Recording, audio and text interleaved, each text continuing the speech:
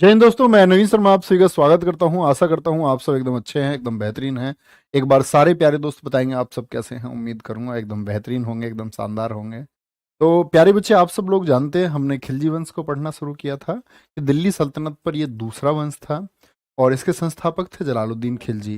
जलालुद्दीन खिलजी के बाद में गद्दी पर आया आपका अलाउद्दीन खिलजी, जो मैंने आपको कहा कि अपनी क्रूर नीतियों की वजह से जनता पर छा गया। ठीक है। क्रूर नीतियों से मतलब उसकी नीतियां कैसी थी, कठोर नीतियां थी, उनका पालन किया ही जाता था। तो एक बार बोलेंगे अलाउद्दीन खिलजी का शासनकाल कितना था, सारे बच्चे आंसर करेंगे। तो आपका आंसर होना चाहिए 1296 से लेकर के 1316 तक था। ठीक है। तो अलाउद्दीन के बारे में हम लगभग चीजें जान चुके थे, उत्तर के अभियान के बारे में भी जान चुके थे। आज हम शुरू करने वाले हैं अलाउद्दीन का दक्षिण का अभियान। ठीक है। दक्षिण भारत पर विजय का श्रेय मलिक काफूर को जाता है। दक्षिण भारत पर विजय का श्रेय मलिक काफूर को जाता है। ठीक है। अच्छा, मुझे एक बात बताएं, आप मलिक काफूर को ये लोग कहां से लेके आए थे? तो आप लोगों को याद है गुजरात पर आक्रमण हुआ था 1297 में। कब?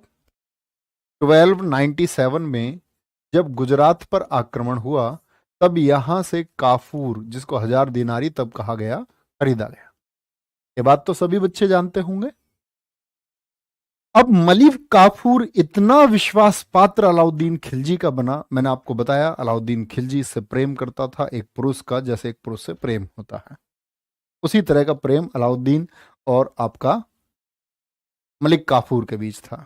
मलिक काफूर एक सैनिक था और कहते हैं कि उसकी प्रतिभा बढ़ती गई, बढ़ती गई, बढ़ती गई। तो दक्षिण पर जो पहला अभियान हुआ वो देवगिरी में हुआ, महाराष्ट्र में। रामचंद्र देव 1296 स्वयं, ये स्वयं से मतलब है कि स्वयं अलाउद्दीन खिलजी ने किया था ये। तो इसके बारे में मैं आपको पढ़ा भी चुका कि जब इसने जलालुद्दीन की हत्या की तो पैसा कहां से लाया था, कहां गया था पैसे के लिए? याद है ना? दौलताबाद, देवगिरी, महाराष्ट्र गया था ये पैसे के लिए, और वहां से पैसा लूट करके लाया और जलालुद्दीन खिलजी की हत्या करके उसकी क्या गद्दी पर बैठ गया था। ये बात हम जानते हैं। ठीक है।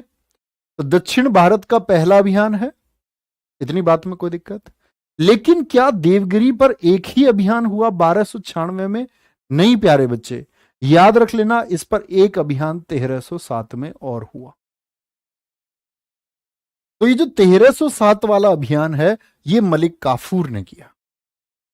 इसके कारण है, कई कारण थे। आप मुझे बताएं, जब उत्तर भारत पर आक्रमण कर रहा था अलाउद्दीन खिलजी, तो गुजरात का शासक कौन था यहां? गुजरात पर जब 1297 में अलाउद्दीन खिलजी ने हमला किया था, तो गुजरात का शासक कौन था? राजा कर्णदेव था। ये मैंने आपको बताया था।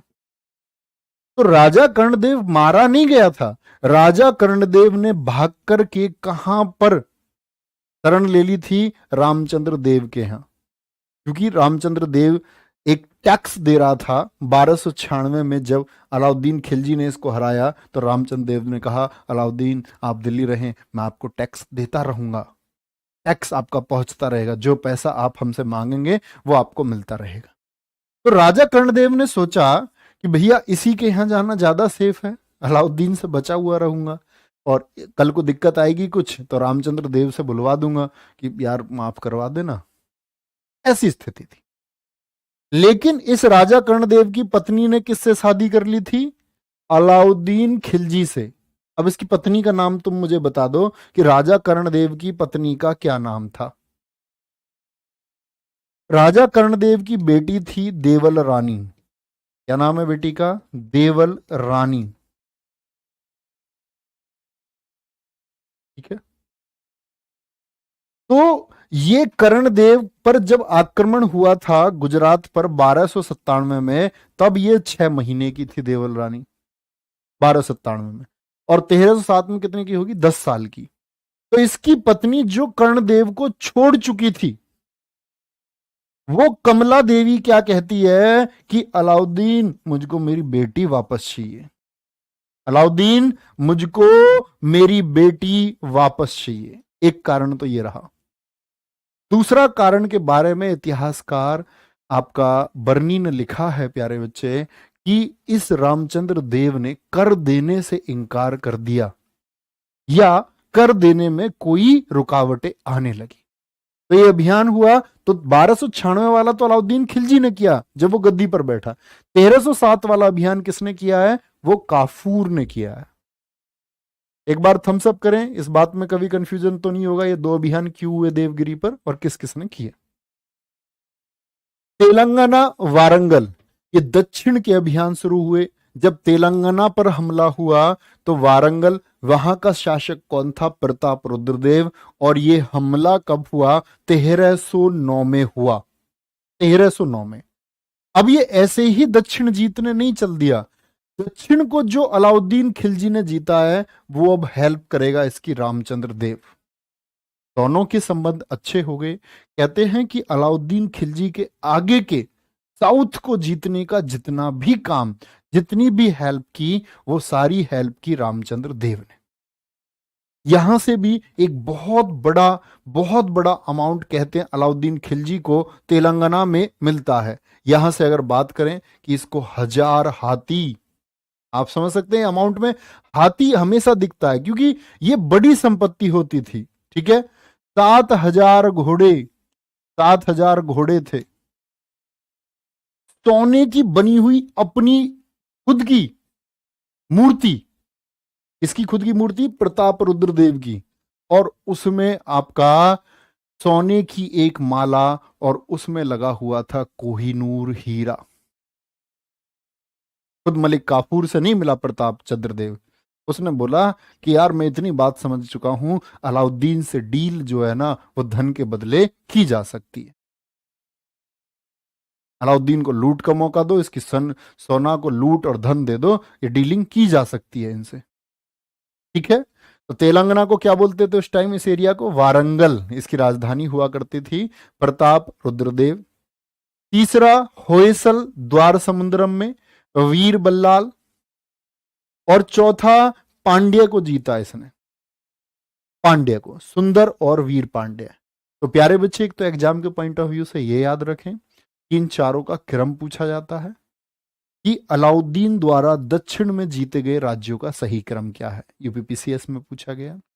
या इनके वर्षों से भी क्वेश्चन पूछे जाते हैं कि अलाउद्दीन ने देवगिरी पर किस वर्ष आक्रमण किया था। दोनों नहीं दे सकता है ना, 1296 1307, एक देता है कोई सा, क्योंकि अगर अलाउद्दीन वाला जानना चाह रहा होगा तो 1296 देगा और काफूर वाला जानना चाह रहा होगा तो 1307 देगा। ठीक है, तो प्रताप रुद्रदेव से ही कोहिनूर हीरा मिला अलाउद्दीन को। अब कोहिनूर हीरे की अपनी कहानी है, पौराणिक कहानी है। कहते भगवान श्री कृष्ण के टाइम पर उन्होंने जावमंत को दिया था। और इस कोहिनूर हीरे की पूरी कहानी आपको सुनाऊंगा जब मैं सिख साम्राज्य आपको बता रहा हूँ, ताकि क्योंकि उस समय तक आप राजाओं को समझ चुके होंगे। तो मैं आपको बताऊंगा कि किस तरह से आंध्र प्रदेश की गोलकुंडा खान से इसको निकाला गया था और इस दुनिया में सबसे अधिक शुद्धता वाला हीरा, सबसे ज्यादा चमक वाला डायमंड है। जैसे आप सोने में पढ़ते हैं ना 24 कैरेट सबसे शुद्ध सोना होता है, ऐसी हीरे का कैरेट बताता है हीरे के वजन को। गोल्ड का कैरेट बताता है गोल्ड की प्योरिटी को, उसकी शुद्धता को, लेकिन हीरे का कैरेट उसकी शुद्धता नहीं बताता, वो उसका वजन बताता है। तो ये बहुत बड़ा हीरा था, यानी सबसे बड़ा हीरा इसको उस समय का माना गया। अब तो इससे बड़े हीरे कई मिल चुके हैं, और सबसे ज्यादा चमक। तो इसकी घिसाई होती है हीरे की, तो आज ये बहुत छोटा हो गया है, ब्रिटेन की महारानी के पास है ये आज। तो कैसे ये मुगल काल से होता हुआ ईरान गया, नादिर शाह 1739 में इसको लूटता है, राजा रणजीत सिंह की कुछ महान नीति और संधियों की वजह से वापस भारत आता है, और राजा रणजीत सिंह के पुत्र दिलीप सिंह से कैसे ब्रिटेन की महारानी जाता है, ये मैं आपको सिख संप्रदाय जब पढ़ाऊंगा तो प्रॉमिस करता हूँ समय इसकी पूरी कहानी पौराणिक रूप से कैसे आया है बताएंगे। ठीक है, ये बात समझ चुके हैं। इन चारों को आप देख सकते हैं प्यारे बच्चे। ये दिल्ली है आपका, सीन 2 पे एक बार दिखा देंगे ताकि बच्चों को क्लियर दिखे। ये दिल्ली थी, ठीक है। मैंने बोला सबसे पहले यहां ये देवगिरी है महाराष्ट्र में। इसके बाद में अलाउद्दीन कहाँ गया? वारंगल की तरफ गया, वारंगल की तरफ। ये देखो यहां, फिर इससे भी आगे ये वारंगल हो गया आपका, फिर इससे भी आगे द्वार समुद्रम, द्वार समुद्रम, ठीक है। और फिर आगे ये मदुरै जो पांडे में था, पांडे वंश का मदुरै है, इसको जाकर के इन लोगों ने यहां पर लूटा। तो आप कह सकते हैं कि अलाउद्दीन उत्तर पर भी काबू पा चुका और दक्षिण पर भी अलाउद्दीन क्या काबू पा चुका है। और अलाउद्दीन ऐसे ही नहीं प्यारे बच्चे, 4,75,000 की सेना लेकर के इस समय अपने साथ चल रहा था। इतनी बड़ी सेना आप समझ सकते हैं। ठीक है, पांड्य वंश के बारे में भी समझें और कहते हैं कि ये जो लूट थी पांड्य की, ये दिल दहलाने वाली लूट थी। दिल दहलाने वाली कैसी कि ये सुंदर और वीर पांड्य दोनों भाई हैं। इनके पिता का नाम था कुलशेखरा। इनके पिता कौन थे? इनके पिता का नाम था कुलशेखरा। अब दोनों भाइयों के बीच राज सिंहासन को लेकर के लड़ाई हो गई। तो ये सुंदर पांड्य जो छोटा भाई था, इसने अलाउद्दीन खिलजी से मदद की मांग की, क्योंकि अलाउद्दीन खिलजी इस समय कहाँ है? 1307, 1309, 1310 दक्षिण में एक्टिव है। और दक्षिण में उसकी क्या है? आपका पॉपुलैरिटी बढ़ रही थी, उसकी ताकत बढ़ रही थी। तो ये सुंदर पांड्य मदद मांगता है किससे? अलाउद्दीन खिलजी से। और अलाउद्दीन खिलजी सुंदर पांड्य की मदद करता है, लेकिन आदेश देता है कि पहले वीर पांड्य को मारो और बाद में जो मदद मांग रहा है उसको उड़ा दो। याद है ना रणमल कैसे मारा गया था? रणमल का क्या हुआ था तुम बताओ? उसने बोला उससे अपने लोगों से विश्वासघात करता है, इसकी गर्दन काट दो। तो सुंदर पांड्य कहते हैं कि ये अलाउद्दीन खिलजी की मतलब पूर्ण विजय नहीं थी, क्योंकि इन दोनों ने ही एक्सेप्ट नहीं किया था कि अलाउद्दीन खिलजी जीत गया। ये भाग गए थे दोनों। हालांकि कोई दिक्कत इस बात में? तो क्या बोलेंगे यहां पर कि जो छोटे भाई की मदद हुई सुंदर पांड्य की, यहां से प्यारे बच्चे बरनी के अनुसार 612 हाथी और आप कहेंगे भैया 96,000 मन सोना। हालांकि अमीर खुसरो ने कहा कि 500 मन सोना ही था, लेकिन सारे इतिहासकार उससे सहमत नहीं है। 20,000 घोड़े। ये अलाउद्दीन के जीवन की इतनी बड़ी लूट थी कि इसके बाद अलाउद्दीन को कहीं लूट की आवश्यकता नहीं पड़ी और दिल्ली का शासन बहुत मजबूत हो गया। दिल्ली का शासन बहुत मजबूत हो गया।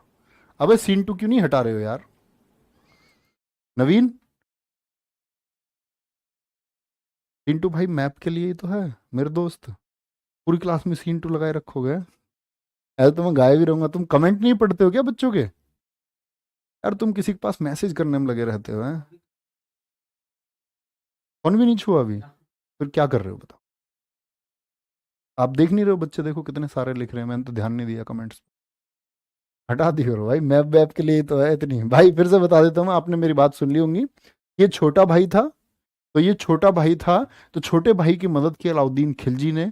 और इतिहासकार बरनी के अनुसार क्या बोला गया आपका कि 612 हाथी, आपका 96,000 मन सोना। लेकिन आपका मैंने क्या बोला, इब्न बतूता क्या कहता है? वो सॉरी, इब्न बतूता नहीं, अमीर खुसरो ने कहा कि 500 मन सोना था। तो दिक्कत चलो भाई, इतनी बात समझ गए। कहने की बात है कि फाइनली दक्षिण पर भी विजय पाई अलाउद्दीन खिलजी ने। आगे आएंगे, अलाउद्दीन के कार्य देखें और अलाउद्दीन का कैरेक्टर भी आप लोग एक बार समझेंगे। देखो, अलाउद्दीन का कैरेक्टर समझो पहले तो। अलाउद्दीन कैसा आदमी था? अलाउद्दीन चाहता था हर जगह कानून का शासन हो, हर जगह कानून का शासन, इस्लाम का प्रचार। और मैक्सिमम शासकों ने इस्लाम के प्रचार के बारे में सोचा। हर जगह कानून का शासन मतलब बाहर के लोग आकर के हमारे हिंदुस्तान में इस्लाम के प्रचार का सोच रहे हैं, लेकिन हमारे राजा जो आपस में बटे हुए हैं वो एकत्रित होकर हिंदू धर्म का प्रचार तो छोड़ो, वो हिंदू धर्म को बचाने तक का प्रयास नहीं कर रहे हैं। सब अपने अपने हित देख रहे हैं। मेरा हित इसमें, अच्छा मैं अलाउद्दीन के साथ हो जाता हूँ। अच्छा अलाउद्दीन चाचा तुम क्या दोगे हमको? तो बोला एक जागीर देंगे तुमको, उसके अंतर्गत 40 गांव होंगे, उन 40 गांवों से जो किसान पैदा कर रहे हैं उससे जो टैक्स लेगा उसको तुम इकट्ठा करना और 50% हमको दे देना, 50 तुम ले लेना। बोला इतना पैसा आएगा तो फिर क्या करना हिंदू धर्म का? ऐसे लोगों ने कमजोर, लालची लोगों ने कमजोर किया। कहते हैं कि जितने शहादत देने वाले हुए उससे ज्यादा लालची भी हुए। तो ये लोग यहां आकर के हिंदुओं को कन्वर्टेड करने में कामयाब रहे, बहुत हद तक कामयाब रहे। बहुत सारे टैक्सेशन थे, उनसे छूट दी जाती थी कि ये वाला टैक्स तुमसे नहीं लिया जाएगा। तो हर जगह कानून के शासन के लिए, क्योंकि एक बड़ी सेना अलाउद्दीन के पास है, लेकिन अलाउद्दीन का एक पॉजिटिव पॉइंट तुमको ध्यान रखना होगा, और पॉजिटिव पॉइंट इसका इतना बड़ा है कि दिल्ली में कोई नहीं कर पाया उसको, जो अलाउद्दीन खिलजी ने किया। क्या बोलेंगे, यहां हर वर्ग, दिल्ली के अंदर हर वर्ग सुखी था। भैया ये क्या बात आप कह रहे हैं, हर वर्ग सुखी था अलाउद्दीन खिलजी के टाइम पे? जी हां, हर वर्ग सुखी था, अपवाद सिर्फ अमीरों को छोड़कर, आताताइयों और विरोधियों को छोड़कर। देखा ध्यान से, बाजार नियंत्रण प्रणाली, इसने बाजार को प्यारे दोस्त इतना बेहतरीन नियंत्रित किया कि सारी कीमतें तय कर दी। आज के इस बाजार की तरह नहीं कि काला बाजारी होती है, जमाखोरी होती है, इन सब पर रोक लगा दी इसने। बाजार के दाम तय कर दिए इसने, किसान की फसलें इतने रुपए से कम की कीमत पर नहीं बिकेंगी, ऊपर खरीद सकते हैं। तो जो आज किसान मदद मांगता है सरकार से, और सरकारें हमेशा मदद नहीं करती। अभी किसानों की फसल खराबे हुई है बहुत सारी, ओलावृष्टि हो गई, तो शायद किसानों को कोई मदद उसकी ना के बराबर मिल पाती है कई बार। तो ये बात अलाउद्दीन उस टाइम पे कर रहा है। फसलों के, खाद्यान्न के, खाने की वस्तुओं के, अनाज के, सबके दाम इसने फिक्स कर दिए। कहते हैं अलाउद्दीन के समय पर एक जो सैनिक था उसका वेतन होता था 78 टंका, 78 टंका। टंका जो चांदी का बना हुआ होता था, उस 78 सिक्के टंके में उसका जीवन होता था। कहते थे वो अपनी 4 पत्नी रख सकता था एक सैनिक। समझना तुम महंगाई कितनी नीचे लेके आया अलाउद्दीन। 4 अपनी वैध पत्नियां रख सकता था, और कहते हैं कि वो लगभग 20 गुलाम रख सकता था, 20 घोड़े वो रख सकता था। और आपका अमीर खुसरो ने लिखा इसके बारे में कि वह अतिरिक्त महिलाओं को भी एक साधारण जो सैनिक था वहन कर सकता था। तो कहने का मतलब है कि महंगाई बहुत कम हुई अलाउद्दीन के टाइम पर, और इसने मंडियों से लेकर के इसने बाजार में सब कुछ करवाया कि कोई आदमी लूट मार ना करे, रेट से ज्यादा की चीज ना दे, उसका मांस काट लिया जाए और उसको दंड दिया जाए। इसके गुप्तचर घूमते रहते थे पता करने के लिए। तो कहने का मतलब है बाजार में जो काला बाजारी होती है, काला बाजारी आप समझते हो ना, जमाखोरी की, मान के चलो आजकल क्या करते हैं बहुत सारे व्यापारी लोग कि गेहूं का स्टॉक अपने पास रख लिया। अब जब उत्पादन मांग बढ़ेगी उसकी, जब गेहूं नहीं रहेगा मार्केट में, स्टॉक कर लेंगे उसको। तो गेहूं नहीं है, तो जब कोई चीज नहीं होती है और उसका रेट बढ़ेगा, सीधी सी बात है, डिमांड बढ़ेगी उसकी, तो तभी अपने मनमाने रेट पर बेचते थे। लेकिन अलाउद्दीन ने इसको खत्म किया। ठीक है, एकता प्रथा खत्म करके सैनिकों को नगद वेतन दिया। यह अलाउद्दीन खिलजी का एक महान काम रहा अपनी सेना के लिए, क्योंकि दरअसल में इसने कहा कि जो जमीन का टुकड़ा, एकता समझते हो, एक बार थम्स अप करें सारे दोस्त। मुझे ये पता होना चाहिए, इस कॉन्फिडेंस में तुम मुझे रखो कि जितनी चीजें मैं तुम्हें सिखा रहा हूं तुम बहुत ध्यान से सीख रहे हो और सुन रहे हो। ये कॉन्फिडेंस मेरे पास तक पहुंचना चाहिए, ताकि मुझे लगे कि हाँ मैं जिंदा लोगों को पढ़ा रहा हूं, मरे हुए लोगों की कोई आवाज नहीं चाहिए जो मतलब मृत पर आए हैं। एकता प्रथा खत्म करके बोला जो जमीन का टुकड़ा मैं दे रहा हूं, ये जमीन का टुकड़ा तो सबको बराबर मिलता है।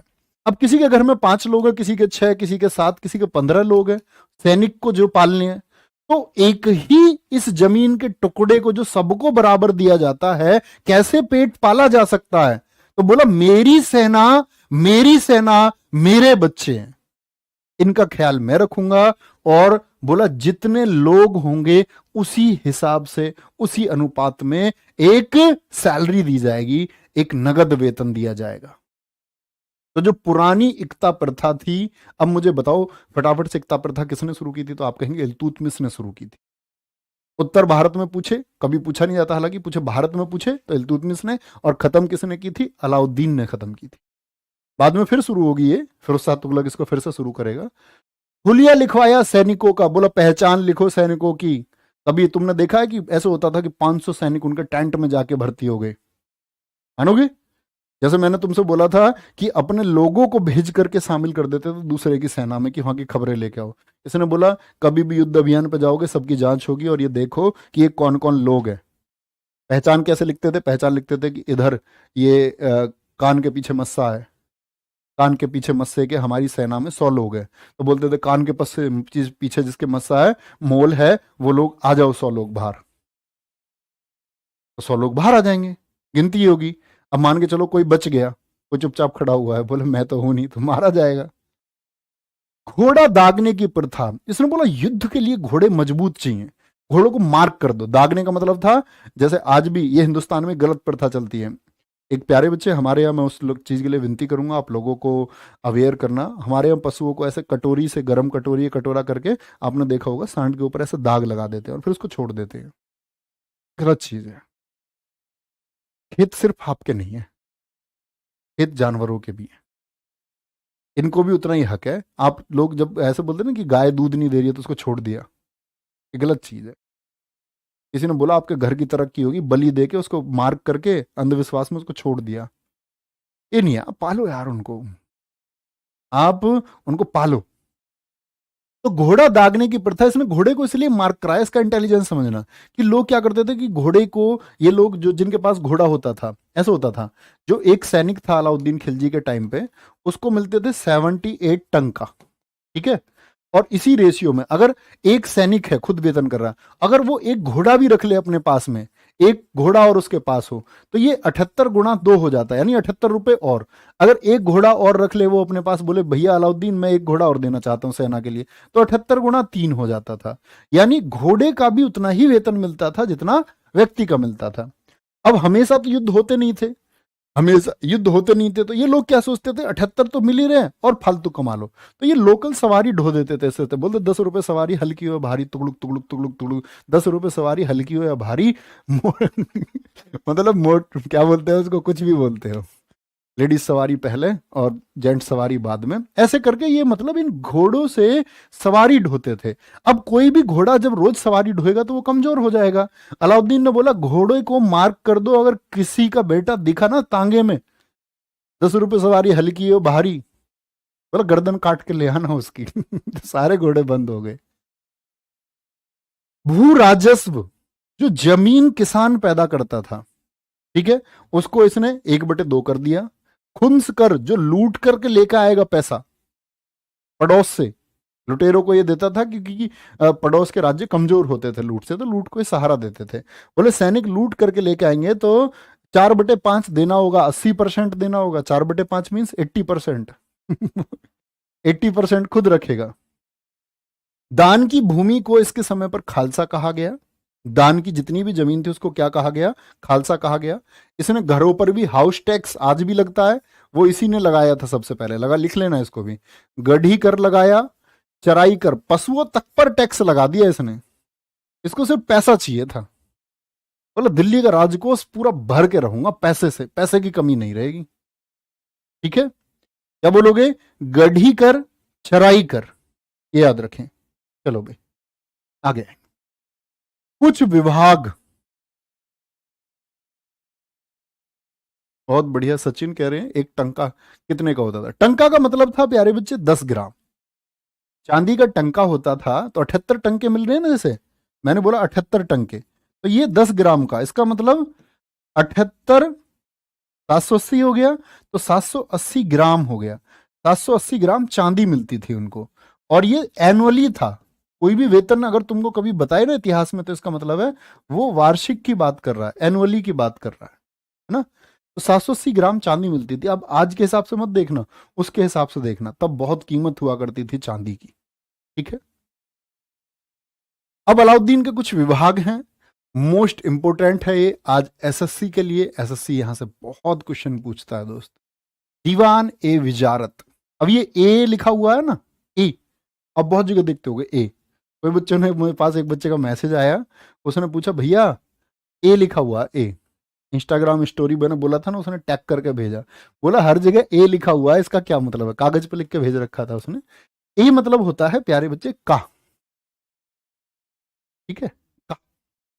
जैसे मैं बोलूं इल्तुतमिश का इतिहास, या मैं उसको बोल दूं हिस्ट्री ए इल्तुतमिश, तो ए का मतलब है का। तो ये दीवान ए विजारत है, तो दीवान का मतलब विभाग हो गया, और ए का मतलब हो गया का, और विजारत, विजारत का विभाग हो गया। ये फाइनेंस डिपार्टमेंट था। इसने बोला पहली बार ऐसा हुआ कि वित्त विभाग बना, और ये अलाउद्दीन खिलजी ने बनाए। दीवान ए आरिज सैन्य विभाग, ये बलबन के टाइम पे भी था, याद होगा आपको। दीवान ए रशालत विदेश विभाग, दीवान ए रियासत बाजार नियंत्रण के लिए। क्वेश्चन बहुत पूछा जाता है कि अलाउद्दीन खिलजी के समय दीवान ए रशालत का संबंध किससे था। ऐसे पूछता, फाइनेंस डिपार्टमेंट था, या मिलिट्री आपका मिनिस्ट्री थी वो कोई, या स्टेट डिपार्टमेंट था, या मार्केट आपका कंट्रोल के लिए था, तो क्या बोलोगे?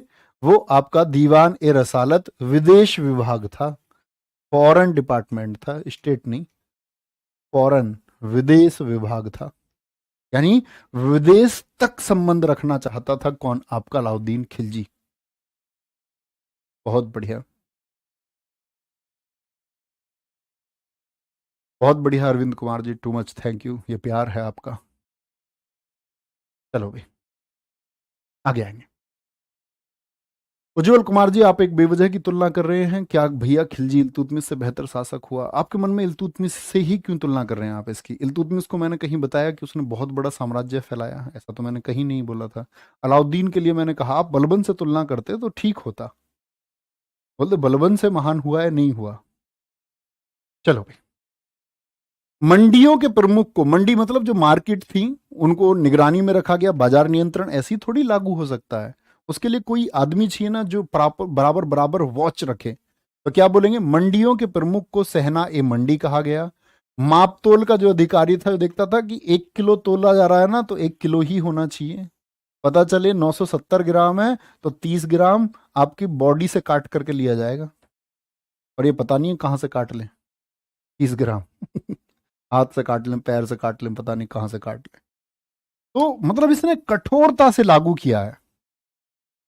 और मापतोल का जो अधिकारी था उसको क्या कहा जाता था? नाजिर कहा जाता था। जो इसके स्पाई वो मार्केट में घूमते रहते थे उनको बरीद कहते थे, बरीद। जो भेष बदल के, पता चले कोई ऐसे आपका ग्राहक बन के ही चला गया, ग्राहक बन के गया, बोला भाई साहब 1 किलो मसूर की दाल दे दो। अब उसने देखा मसूर की दाल और उसमें थोड़े बहुत कंकड़ है, 1 किलो तोल नहीं सकता, थोड़े बहुत कंकड़ दे दिए उसमें। उसने देख लिया, उसने एकदम से अपना सिर पे से हटा के, I am not a customer, I am a buried, ऐसे तलवार निकाल के उसकी गर्दन काट दी। बताओ यार, कोई बात है? कर देगा कोई गड़बड़? आज सरकारें ये कहती है, मैं किसी की बात सुन रहा था तो किसी ने कहा कि देश में पॉलिटिशियन बेईमान नहीं है, यहाँ की जनता बेईमान है। मैं कहता हूँ भाई साहब, जनता बेईमान हो ही नहीं सकती अगर आपका ऊपर जो लेयर है ना, जो कंट्रोलिंग लेयर है, वो ईमानदार हो जाए और वो कठोर नियम चलाए। तो मैं ये कहता हूं कि कोई मतलब ही नहीं है कि किसी तरह का भ्रष्टाचार हो जाए, नो वे। पर लोग उसमें फिर दलील देते हैं, भैया ऐसे जो कमजोर लोग हैं उनको फंसाया जाता है। अब कुछ लोगों की बलि तो देनी पड़ती है। आज किसकी जान तुम आज बचा पाए? हिंदुस्तान बनते बनते आज तक इसको रखाते रखाते हिंदुस्तान को ऐसे लाखों लोग गए हैं, लाखों लोग। बहुत बढ़िया प्रशांत मेरे दोस्त, hate you too. Hate you too का मतलब है ऐसा था, देखो ये हेट यू की कहानी तुम्हें बताऊं। जैसे कोई तुमसे नफरत करे तो वो एक दिन तुमको हेट यू बोलता है, और हम लोगों को हेट हो जाता है, जैसे बोलते यार तुम मुझे हेट यू क्यों बोल रहे हो। तो मेरी किसी से डील हुई कि हेट यू मीन्स है डबल लव यू। तो मतलब हेट का मतलब ही खत्म हो जाता है फिर तो। अगर कोई तुमसे हेट यू बोले इसका मतलब मीन्स होता है डबल लव यू, मतलब दोगुना प्यार है, दोगुनी मोहब्बत है। तो उस हेट यू को ऐसे कन्वर्ट करके रखो, तो कोई तुम्हें कभी बोले तो सामने वाले को भी पता होना चाहिए, तो हेट यू मैं बोल रहा हूँ तो इसका मतलब ये है, वो अच्छी चीज है। अलाउद्दीन खिलजी की मौत हुई है 1316 में, जलोदर रोग हो गया बॉडी का, ठीक है, एसेटिक जिसको हम बोलते हैं। इतना पगला गया मतलब अलाउद्दीन खिलजी इतना पगला गया कि दक्षिण के लोगों ने जब इसको टैक्स भेजने से मना कर दिया तो अपना मांस खा गया इसे, अपना मांस खाने लगा। और गुस्सा इतना आता था इसको अपनी उंगलियों काट देता था, खुद का मांस काट देता था ऐसे चाकू से, तलवार से। मतलब पागल हो गया अलाउद्दीन खिलजी अपने अंत टाइम में। 20 साल के शासन में इतना बड़ा क्षेत्रफल इसने जीता, अपनी नीतियों से जीता, बहुत क्रूर था, बहुत इसने इंटेलिजेंस लगाया, इसने शासन को सुधारा, आम जनता को इसने एक लंबे समय तक। और सुनो, राज्य में बाढ़ आ जाए, कुछ भी आ जाए, कितनी भी समस्याएं आ जाए, जो वेतन तय कर दिया वो वेतन अंत समय तक वही बना रहा, वेतन रिवाइज भी नहीं किए गए। मतलब आम जनता के बड़े मजे आए, आम जनता ने दिल्ली में बैठ करके बड़े अच्छा अलाउद्दीन खिलजी के समय पर अपना समय बिताया। और अंत में क्या होता है, अलाउद्दीन खिलजी जलोदर रोग की वजह से मारा जाता है। ठीक है, ये बात याद रखेंगे। अलाउद्दीन के निर्माण कार्यों पर आते हैं। हजार खंबा महल दिल्ली में है ये सब। सीरी का किला, ये नाम देख सकते हैं आप, हजार खंबा महल यानी खंबों पर था। सीरी का किला, जमैयत खाना मस्जिद, अलाई दरवाजा आपका, ये दक्षिण दरवाजा था कुव्वत उल इस्लाम मस्जिद का। कुव्वत उल इस्लाम मस्जिद किसने बनवाई थी, एक बार बोले तो क्या बोलेगे? ऐबक ने बनवाई थी भैया, दिल्ली में। ये सब दिल्ली में है। हौज खास एक शहर है, उसका फोटो नहीं है, वो हौज खास आप आज देख सकते हैं दिल्ली में जाकर के। तो हौज खास भी किसके द्वारा बसाया गया था? अलाउद्दीन खिलजी के द्वारा। ठीक है, चलो भाई, जीएस की क्लास ले लो 3 बजे। अरे लेंगे यार, 3 बजे के बड़े मैसेज है। 1 अप्रैल से 3 बजे ही शुरू करेंगे। ठीक है, 3 या 4 बजे, जो भी शुरू, 3 या 4 में कर।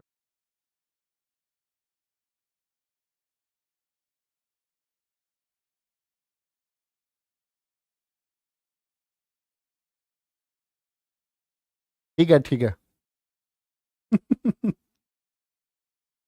आज भैया हमने मसूर की दाल ली है। अरे वाह मेरे दोस्त, खाओ। चलो भाई, नेक्स्ट। अलाउद्दीन के बाद गद्दी पर मलिक काफूर 36 दिन के लिए बैठा। बहुत कम लोग जानते हैं, बहुत कम किताबों में इसके बारे में लिखा हुआ है।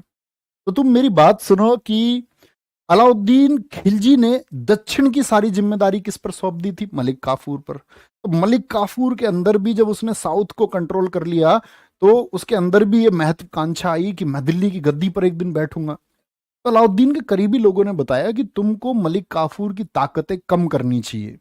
मतलब उसमें अलाउद्दीन खिलजी के अपने बेटे थे, तो जिन्होंने ये सलाह उसको दी कि भाई तुमको पिताजी अब इसकी ताकतें कम कर देनी चाहिए। लेकिन अलाउद्दीन खिलजी उस समय तक इतना विक्षिप्त हो चुका था, अपने जीवन के अंत दिनों में इतना कमजोर अलाउद्दीन खिलजी हो चुका था, इतना पागल वो हो चुका था कि उसकी निर्णय क्षमता बहुत कमजोर हो चुकी थी। तो उसने कहा कि मलिक काफूर मेरे पुत्र के जैसा ही है। तो दिल्ली में जब ये खबर मिली कि अलाउद्दीन खिलजी कमजोर है, तो बहुत सारे लोगों ने कोशिश की कि अब दिल्ली की गद्दी को हड़पा जाए। तो यहां पर याद रख लेना प्यारे बच्चे, मलिक काफूर 36 दिन के लिए गद्दी पर बैठा तो इसने 2 हत्याएं करवाई हैं। किस किस की? खिज्र खां। खिज्र खां पता है, यस और नो? जिसके नाम पर अलाउद्दीन का जो बेटा, जिसको अलाउद्दीन खिलजी ने अपना उत्तराधिकारी घोषित किया, और ये बोला जब वो गया था आपका चित्तौड़ 1303 में कि ये बेटा क्या बनेगा, अब खिजराबाद नगर का शासक होगा और मेरा अगला उत्तराधिकारी यही होगा।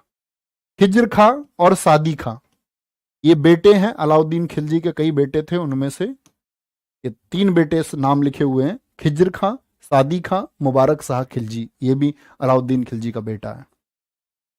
तो इन दोनों ने कोशिश की कि भाई अब हम क्या करेंगे, अब दिल्ली की गद्दी पर बैठेंगे। लेकिन एक सेना, एक टुकड़ी भेजकर मलिक काफूर ने सबसे पहले इनको गिरफ्तार करवाया और बड़े दरबार में बैठ के आंखें निकलवा ली खिज्र खां और सादी खां की। समझ सकते हो तुम इसके बारे में? बर्नी कहा कि, बर्नी इतिहासकार कहता है कि चाकू को आंख में इस तरह से मलिक काफूर ने घुमाया जैसे कटोरी से कोई बर्फ को निकाल रहा हो। आइसक्रीम समझते हो? ऐसा आइसक्रीम निकाल, ऐसा आंख निकलवा ली और इनको बंदी करवा दिया गया। मलिक काफूर के बाद अब गद्दी पर, क्योंकि मलिक काफूर यहां गद्दी पर बैठ चुका है, 36 दिन हो चुके हैं उसको दिल्ली की गद्दी पर, मुबारक शाह खिलजी जो अलाउद्दीन खिलजी का ही बेटा है। तो भैया इसको क्यों नहीं मरवाया? मरवाने का इसने इसको सोचा, प्लान बनाया। इसने बोला अभी एक बचा हुआ है मुबारक शाह खिलजी, उसकी भी आंखें मुझे चाहिए। तो सेना जैसे ही गई तो मुबारक शाह खिलजी ने जो विनती मांगी, उससे कहते कि पासा पलट गया।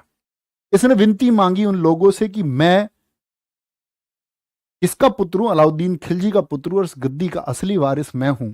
एक मलिक काफूर जो एक हिंदू, अब बात आ गई, उसको इन्होंने इसे मुस्लिम बना लिया। उन्होंने बोला कि वो एक हिंदू जो एक इस्लाम में कन्वर्टेड है, जो मतलब सच्चा मुसलमान नहीं है, मलिक काफूर को बोलता है।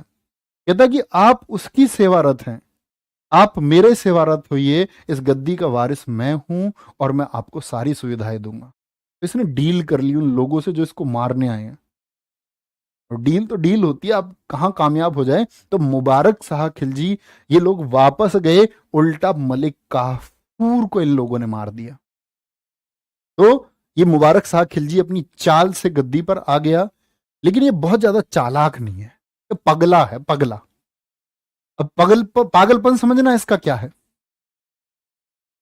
पागलपन इसका ये है कि दरबार में ये बहुत सारी नग्न लड़कियों के साथ में आ जाए, बहुत सारे न्यूड लड़कों को लेकर के दरबार में आ जाए, बिना वस्त्र पहने, खुद खुद नंगा आ जाए दरबार में, निर्वस्त्र, कोई कपड़ा नहीं, भागे दरबार में पागलों की तरह।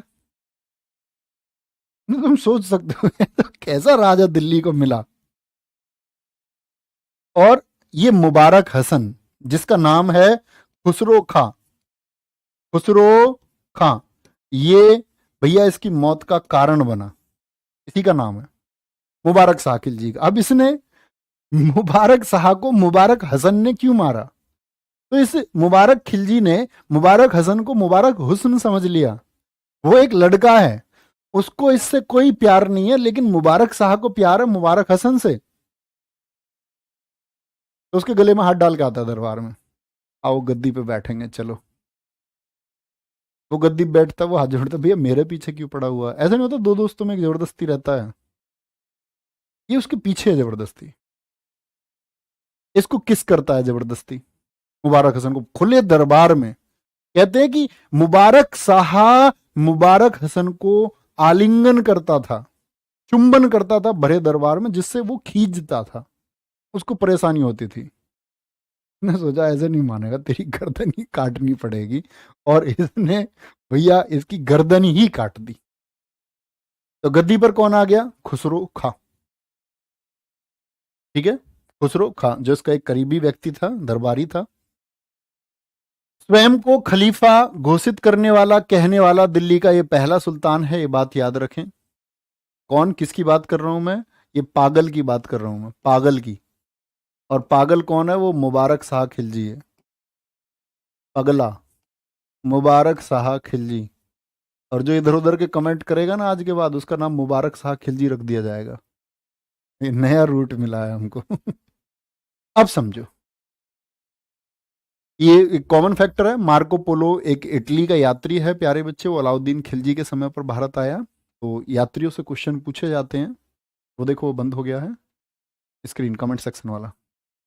तो जैसे मतलब बहुत सारे यात्री आए, आपका फाहियान किसके समय पर आया, चंद्रगुप्त द्वितीय के समय पर आया, हिंसन किसके समय पर आया, हर्षवर्धन के समय पर आया, इस तरह क्वेश्चन पूछे जाते हैं। इतनी बात में कोई दिक्कत? आगे अब खात्मा हो चुका है खिलजी वंश का, और खिलजी वंश के बाद शासन में आ चुका है प्यारे बच्चे तुगलक वंश। तुगलक वंश जो सबसे लंबा, अगर बात करते एक वंश रहा दिल्ली पर शासन करने के वाला, कुल कितने वर्षों तक शासन किया था इन्होंने? बोलेंगे एक बार, 94 वर्षों तक। खिलजियों ने सबसे कम समय तक, और तुगलकों ने सबसे ज्यादा समय पर। इसका जो फाउंडर है उसका नाम है गयासुद्दीन तुगलक, या मलिक गाजी के नाम से इसको हम जानते हैं, मलिक गाजी। इसने गाजी की उपाधि धारण की थी। गाजी जानते हैं आप कौन है?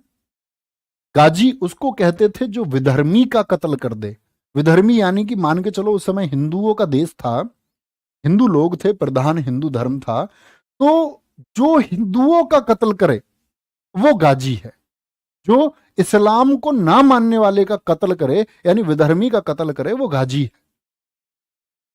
तो दिक्कत गाजी की उपाधि धारण की। अब आप कहेंगे भैया आपने खिलजियों के बारे में तो बताया हमको कि खिलजी कौन लोग थे, कहां से आए थे। मैंने बोला तुर्कों की 64 नस्लें आई थी, उनमें से एक नस्ल थे खिलजी। तो ये तुगलक कौन है? क्या भैया ये भी कोई जाति है या कोई वंश है? तो इसके लिए हमें बैकग्राउंड में जाना पड़ेगा, मलिक गाजी के पिताजी के बारे का जिक्र हमको करना पड़ेगा। मलिक गाजी का जो पिता है उसका नाम था कुतुलग। कुतु कुतु सॉरी, गलत लिख देता मैं भी। कुतुलग, ठीक है, कुतुलग। अब समझना, ये कुतुलग जो है ये एक सैनिक है, और ये सैनिक है बलबन के टाइम पर, बलबन का सैनिक है, ठीक है। ये भी आपका अफगान के ही, यानी अफगानिस्तान वाले क्षेत्र से ही इसका सैनिक था प्यारे बच्चे, बलबन का। तो कहते हैं यही कुतुलग का नाम बदल करके तुगलक पड़ गया। और सभी इतिहासकार इससे आपका सहमत है कि ये जो तुगलक नाम पड़ा ये संभवतः इसके पिता की तरफ से आया, जिसके पिता का नाम क्या था? कुतुलग था। अब ये गयासुद्दीन तुगलक किसके टाइम पर है? तो गयासुद्दीन तुगलक की जो शक्तियां हैं, इसको जो अपनी शक्ति मिली, ये मिली है अलाउद्दीन खिलजी के टाइम पर। अलाउद्दीन खिलजी के टाइम पर, ये अलाउद्दीन खिलजी की सेना में था, अलाउद्दीन खिलजी की सेना। तो जिस टाइम पर आप ये बात समझे कि खुसरो खां, जिसका नाम मुबारक शाह है, उसकी हत्या कर दी गई मुबारक शाह खिलजी की, किसके द्वारा? उसके जबरदस्ती वाले आशिक मुबारक हसन ने। तो जो मुबारक हसन है वो खुद को बोल रहा है कि now I am the emperor of Delhi, मैं अब दिल्ली का सम्राट हूं। तो इसने क्या कहा?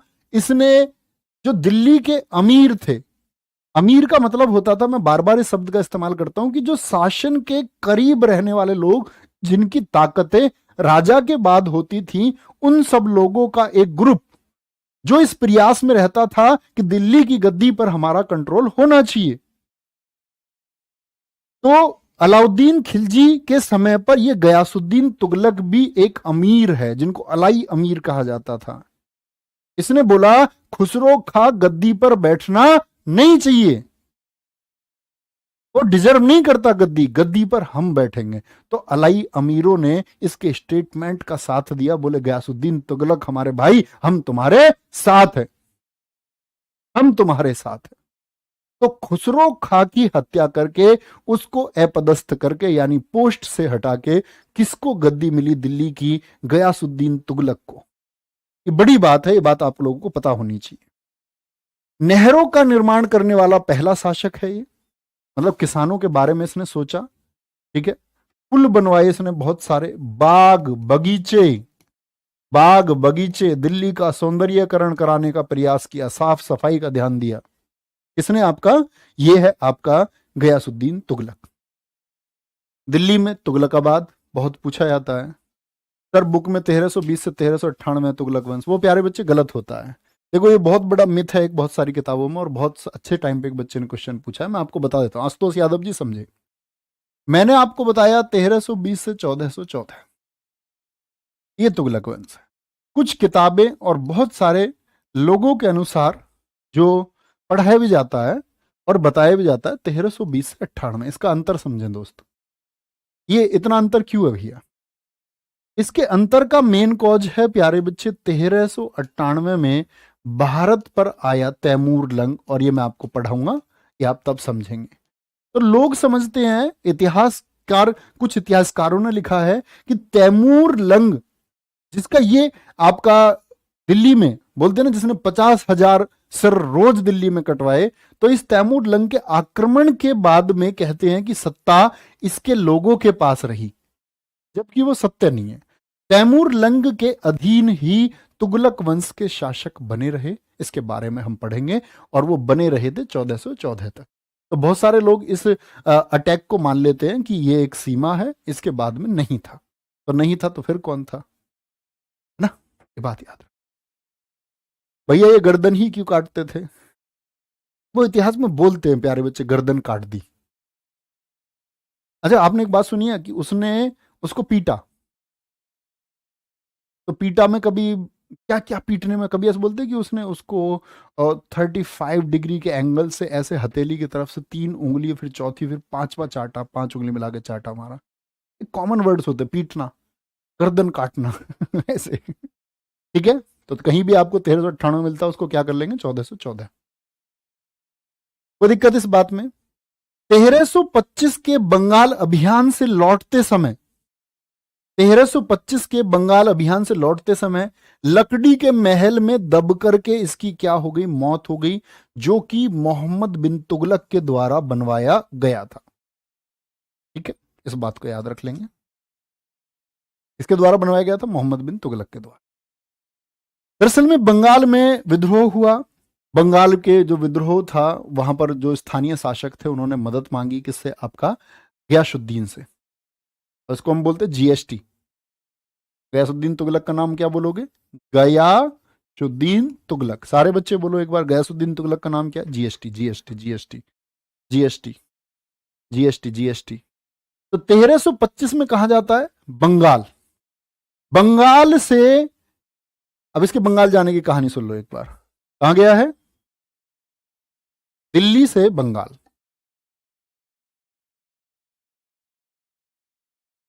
तो यहां से प्यारे बच्चे जब ये बंगाल गया, तो बंगाल में विद्रोह को दबाने गया। और ये बंगाल की जीत इसकी इतनी महान मानी जाती है, कहते हैं कि इससे पहले के शासकों में से कोई भी बंगाल पर विजय नहीं पा पाया था, और गयासुद्दीन तुगलक की एक उपलब्धि रही कि उसने बंगाल को जीता कूटनीति से। उसे जैसे ही मौका मिला, जैसे ही बुलावा मिला, वो तुरंत गया। तो ये जब यहां पर आया, यहां पर एक व्यक्ति हैं जिनका नाम है संत निजामुद्दीन ओलिया। दिल्ली में दरगाह है ना निजामुद्दीन ओलिया, निजामुद्दीन स्टेशन भी, आप लोगों ने कभी रेल से गए हो तो ओलिया जो संत है, इसकी पॉपुलैरिटी इतनी बढ़ रही है क्योंकि संत लोगों के पास लोग होते थे, उनके फॉलोअर्स होते थे। तो इतनी पॉपुलैरिटी बढ़ी कि इसके करीबी लोगों ने बताया आपका जीएसटी को कि भैया तुम्हारी गद्दी है ना खतरे में है। जैसा याद करो, सिद्दी मौला याद है, मैंने बोला जलालुद्दीन खिलजी ने किसी को नहीं मरवाया, लेकिन सिद्दी मौला को उसने फांसी दी, क्योंकि सिद्दी मौला का जो घर था, संत का घर था, वो अड्डा बन गया था उन अमीरों का जो ये कॉन्स्पायरेसी, जो षड्यंत्र फैलाते थे कि कैसे गद्दी को हम ले। तो जीएसटी को बोला गया कि भैया ओलिया बहुत खतरनाक हो रहा है, ओलिया का इंतजाम करो। तो ये इस टाइम पे बंगाल में है। यहां पर और अफवाहें मिलती हैं कि जीएसटी जिस टाइम तुम बंगाल से पहुंचोगे ना, वहां दिल्ली की गद्दी तुमको नहीं मिलेगी, वो मिलेगी ओलिया को। लोगों की भीड़ इकट्ठी होती जा रही है, ओलिया के समर्थन में लोग बढ़ते जा रहे थे, दिन पर दिन बहुत ज्यादा पॉपुलैरिटी बढ़ रही थी। अब इन दोनों में हो गया झगड़ा, वर्सेज हो गए दोनों एक दूसरे के, भारत पाकिस्तान का मैच। तो यहां समझना होता क्या था, उसके दो कारण हैं। एक, जो आपका खिलजी वंश में अंतिम कौन था जिसको जीएसटी ने हटाया था, वो था खुसरो खां, जिसको मुबारक हसन मैंने नाम बताया, खुसरो खां। तो खुसरो खां ने क्या किया, 5 लाख चांदी के टंके, 5 लाख टंके, टंका चांदी का ही होता था, ये 5 लाख टंके दिए ओलिया को। इसको दिए ओलिया को, और ओलिया के लिए ये एक हेल्प थी। निजामुद्दीन ओलिया को उन्होंने कहा कि, क्योंकि निजामुद्दीन ओलिया एक संत थे, संत का मतलब वो थे किसके बीच में, शिया और सुन्नी के बीच के मतभेद को खत्म करने के लिए।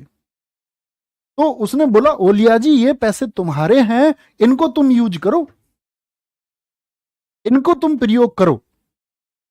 लेकिन जैसे ही गयासुद्दीन तुगलक गद्दी पर आया, बोला कि ओलिया वो जो पैसे थे ना 5 लाख टंके, वो हेल्प के लिए नहीं है, वो कर्ज है।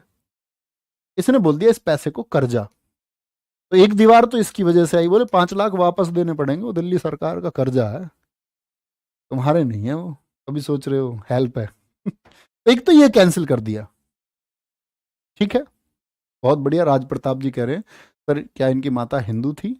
हाँ, गयासुद्दीन तुगलक की माता हिंदू थी, लेकिन उसके बारे में भी बहुत सारे इतिहासकारों ने लिखा है कि संभवतः भारत के बारे में लिखा भी किसी ने नहीं है, आपका अगर हम बात करते हैं तो आपका इस्लामी जो इतिहासकार है उसने लिखा है कि जब ये हिंदुस्तान में प्रवेश किया तो उसका भी साक्ष्य नहीं मिलता। उसने बोला संभवतः किसी हिंदू महिला या किसी जाट महिला से उसने शादी की, जिसके बारे में कोई पूर्ण उल्लेख या एक सत्य बात प्रतीत नहीं होती है कि ऐसा हुआ था या नहीं हुआ था। तो कर्ज हो गया एक, तो बोला कि ये पैसा देना होगा, और दूसरा पॉपुलैरिटी के लिए। तो बंगाल से जब जा रहा है तो लेटर लिख के बोला कि इतने, निजामुद्दीन औलिया से बोला गयासुद्दीन तुगलक कि इतने में दिल्ली पहुंचू ना, इतने तुम दिल्ली में दिखने नहीं चाहिए, और दिल्ली में दिखने नहीं चाहिए इसका मतलब दिल्ली से गायब हो जाओ इतने में पहुंचू। तो निजामुद्दीन औलिया ने पत्र का जवाब दिया था। उसने कहा था पहले दिल्ली आ तो जाओ। तो ये बहुत इतिहास में पूछा जाता है, हुनूज दिल्ली दूरस्थ औलिया ने गयासुद्दीन से कहा था, जीएसटी से कहा था। हुनूज दिल्ली दूरस्थ, हुनूज मतलब हुजूर अभी दिल्ली दूर है, पहले दिल्ली आ तो जाओ। और उसी बीच में ये घटना हुई, थी कि बंगाल अभियान से लौटते समय लकड़ी के महल से मतलब है एक ऊपर इसके जो स्वागत के लिए ऐसा लगता है ना, ऊपर लड़कियों को ले जाते हैं शादी के ऊपर चुन्नी लगा देते हैं ऐसे, इसके ऊपर भी एक शाही महल बन के चल रहा था। और बहुत सारे लोग, इसके बारे में भी 2 स्टेटमेंट आते हैं, जैसे जो इब्न बतूता है, इब्न बतूता जानते हो, अभी आएगा अगर नहीं जानते हो तो। इब्न बतूता ये दरअसल में आपका मोरक्को से आया था 1333 में। इब्न बतूता ने लिखा है कि आपका गयासुद्दीन तुगलक की मौत के लिए जिम्मेदार था मोहम्मद बिन तुगलक, लेकिन बाकी 2 इतिहासकार जैसे इशामी है, फरिश्ता एक इतिहासकार है, एक बर्नी इतिहासकार है, उन्होंने इसको दुर्घटना माना है। उन्होंने कहा यह सिर्फ एक दुर्घटना थी, सिर्फ एक दुर्घटना थी। ठीक है, तो किसने कहा था आपका, एक तो स्टेटमेंट याद रख लेना, हुनूज दिल्ली दुरस्थ, ये किसने कहा था, ओलियो ने कहा था। ओलिया कौन है, निजामुद्दीन औलिया, संत निजामुद्दीन औलिया। ठीक है, ये बात याद रखें, कौन है इनका नाम, निजामुद्दीन औलिया। इनकी दरगाह से भी क्वेश्चन पूछता जाता है, तो ये आपको पता होना चाहिए। निजामुद्दीन औलिया की दरगाह कहाँ पर है, तो ये दिल्ली में है। ठीक है, कहाँ पर है इनकी दरगाह, दिल्ली में, नई दिल्ली भी लिख सकते। ओके, आगे आए, नेक्स्ट। अब क्या होता है कि गद्दी पर जैसे ही आएगा आपका मोहम्मद बिन तुगलक, क्योंकि आप लोग जानते लकड़ी के महल में उसकी दब के मौत हो गई, तो अब आप उसका कोई बेटा नहीं है, सबसे बड़ी बात है गयासुद्दीन तुगलक का, जिसको गद्दी पर बिठाया जाए। तो गयासुद्दीन तुगलक के भाई का लड़का है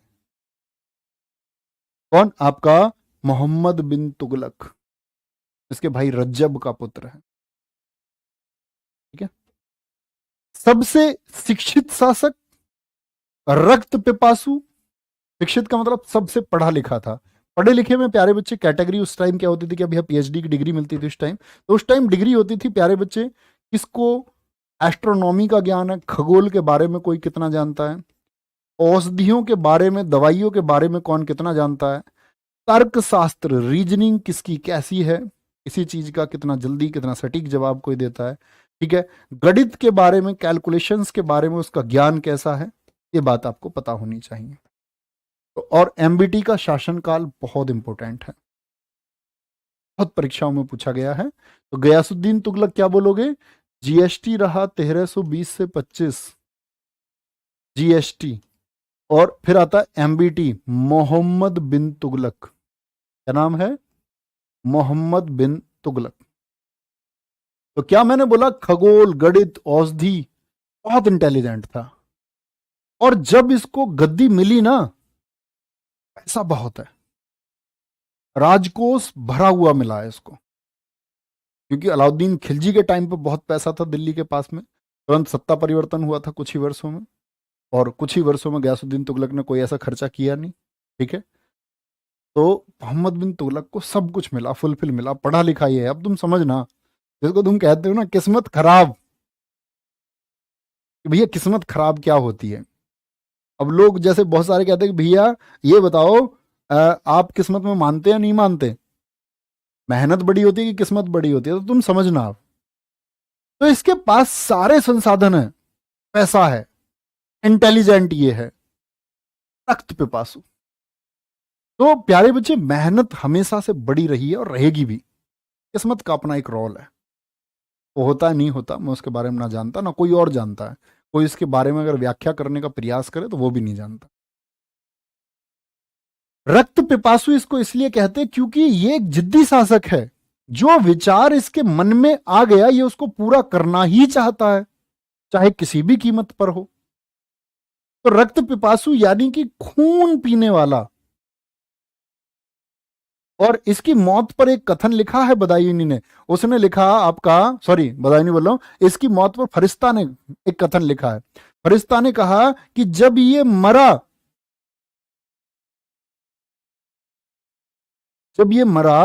तो इसको लोगों से मुक्ति मिली और लोगों को इससे। तो ये तो बात समझ में आई कि भैया लोगों को इससे मुक्ति मिली क्योंकि ये जिद करता था।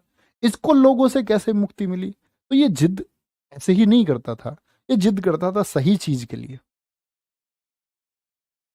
चलो, शिवम सागर जी कह रहे अयोध्या में मस्जिद थी या मंदिर? बताओ, ये 2023 का बच्चा है। लॉलीपॉप खा के जितने बच्चे बड़े हुए उन सबका यही हाल है। अभी तुमको यही नहीं पता और ना तुम जानना चाहते हो। उसके बारे में रिसर्च करो। कोर्ट का डिसीजन भी अब तो आ गया। अब पागलू हो।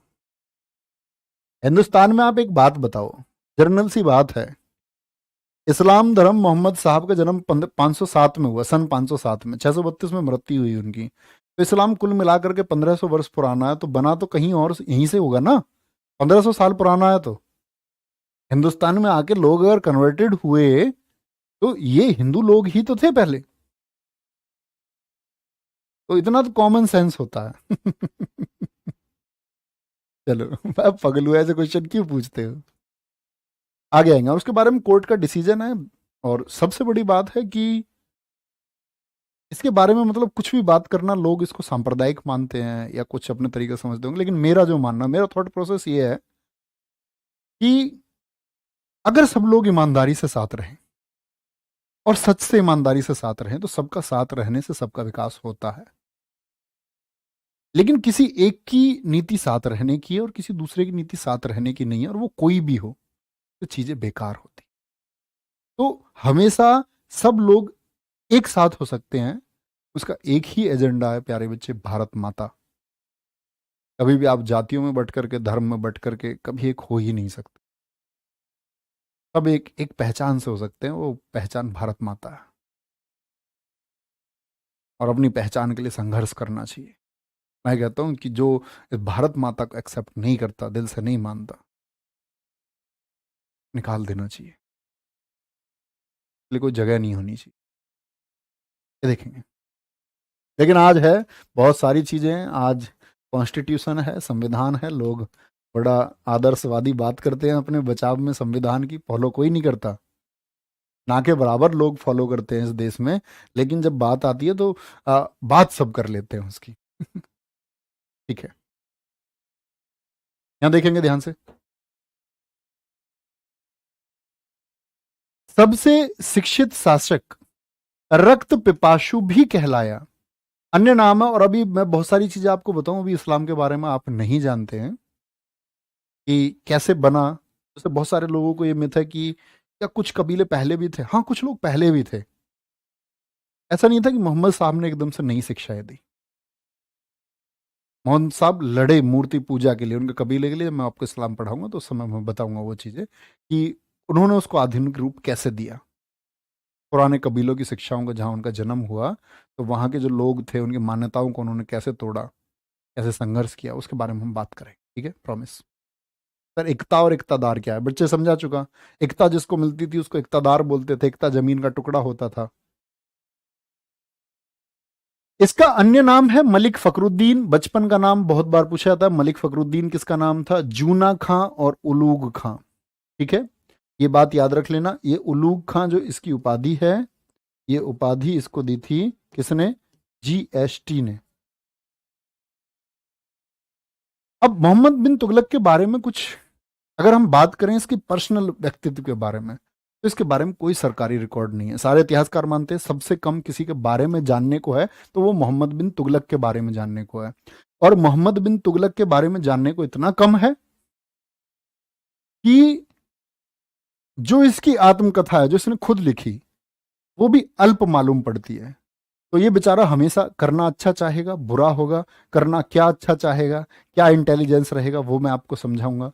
गलत कैसे हो जाएगा, क्या कारण रहेंगे गलत होने के। कई बार तो लोगों की वजह से इसकी योजना, जैसे आपका टोकन करेंसी चलाएगा, वो लोगों की वजह से फेल होगी, लोगों की भ्रष्टाचार की वजह से फेल होगी। और ये समय से आगे की सोचने वाला आदमी था। और लोग कहते हैं कि जो आज आधुनिक युग में हो रहा है उसको मोहम्मद बिन तुगलक ने करने का प्रयास किया था, लेकिन भ्रष्टाचारी लोगों ने इसकी योजनाओं को फ्लॉप कर दिया। तो बहुत ज्यादा तुम्हें किसी के लिए प्रयास नहीं करना, पहले खुद को डेवलप करो, खुद के लिए संघर्ष करो, और जब लगे तुमको कि तुम डेवलप हो गए, अब तुम्हारे पास कुछ अतिरिक्त है, तब करने का प्रयास करना। पहले स्वयं को विकसित करना है, स्वयं को बेहतर बनाना है, स्वयं को ईमानदार बनाना है, स्वयं को प्यारे बच्चे चतुर भी बनाना है। चतुर is a positive word, be clever. आपका कोई प्रयोग ना कर पाए इस जिंदगी में, उसके लिए तुमको क्लेवर होना पड़ेगा, चतुर। एकदम चतुर रहो, किसी के झांसे में मत आओ, किसी के बहकावे में आने की तुमको जरूरत नहीं है।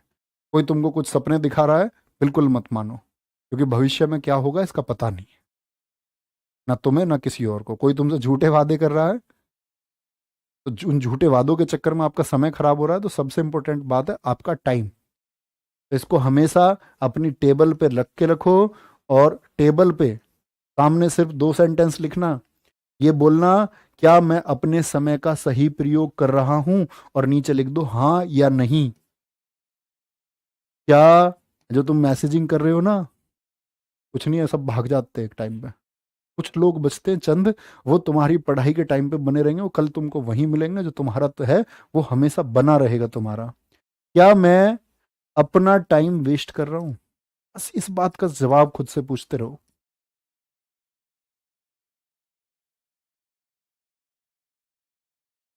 सिर्फ एक सेंटेंस का जवाब, और लगेगा तुम्हें तुम जिंदा हो, तुम्हारी अंतरात्मा जिंदी है, तो तुमको जवाब आता रहेगा और तुम आगे बढ़ते रहोगे। ख्याल रखिए, बाय बाय, टेक केयर, जय हिंद, जय भारत, जय मां सरस्वती। Thank you.